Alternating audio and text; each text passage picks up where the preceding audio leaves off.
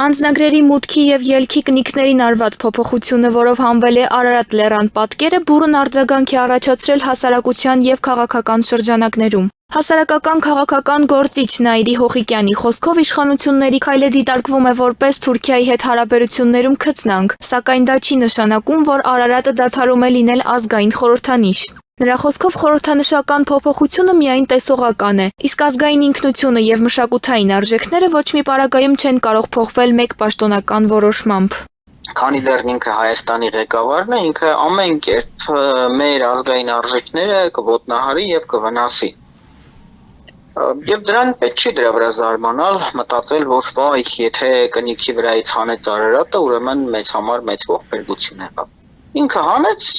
8 ամիս հետո մենք կվերադարձնենք։ Նրա խոսքով քաղաքացիական պայմանագիր կուսակցության լոգոյի հիմքում նույնպես սկզբնապես նշվել է Արարատ լեռը, ինչը ցույց է տալիս, որ խորհրդանիշը շարունակում է կարևոր դեր ունենալ, անկախ որոշումներ ընդունող իշխանություններից։ Նիկոլ Փաշինյանը եւ իր քաղաքական թիմը 2015 թվականին, երբ ստեղծում էին քաղաքացիական պայմանագիր կուսակցությունը,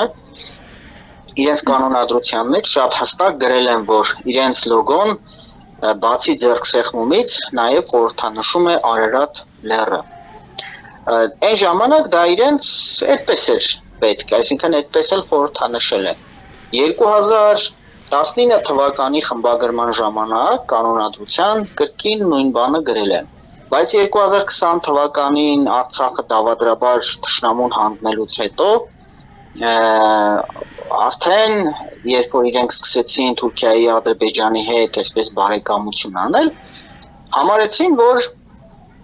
իրենց խորհրդանիշը այլևս չպիտի Արարատ լեռան պատկերը ցույց տա։ Եվ իրենց կանոնադրությունից հանել են։ Բայց գիտեք, կանոնադրությունից հանելը ամենևին չի նշանակում, թե այլևս չի խորհրդանշում։ Այսինքն, եթե մարդը Նիկոլ Փաշինյան է ծնվել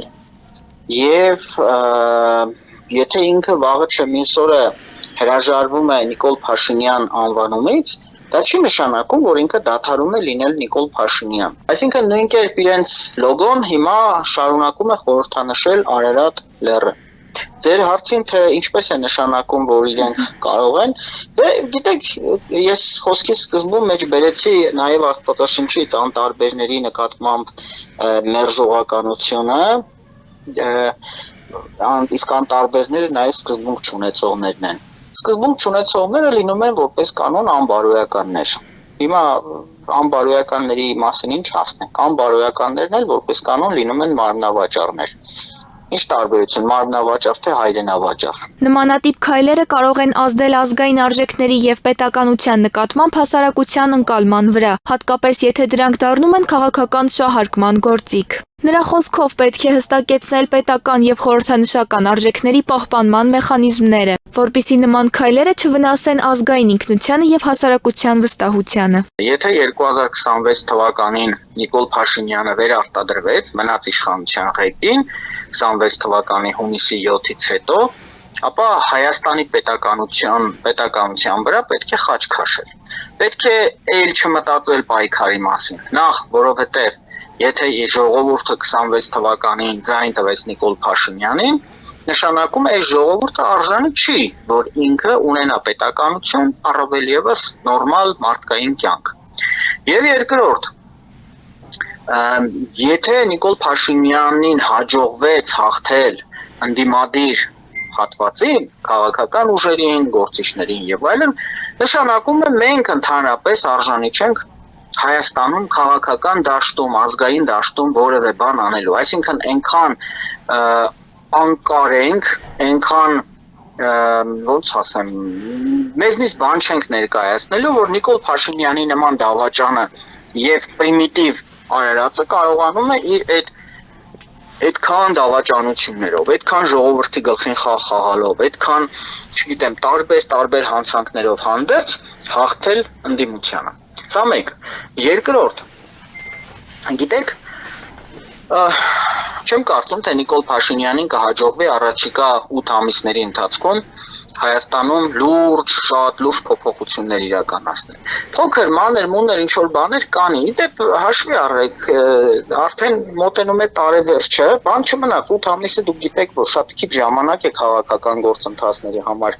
Մինչև մի երկու անգամ ազգային ժողովում իրար ծեծեն, մինչև Նիկոլը մի 4 անգամ հիմար բաներ խոսի, արդեն կգա 2026 թվականի հունվար,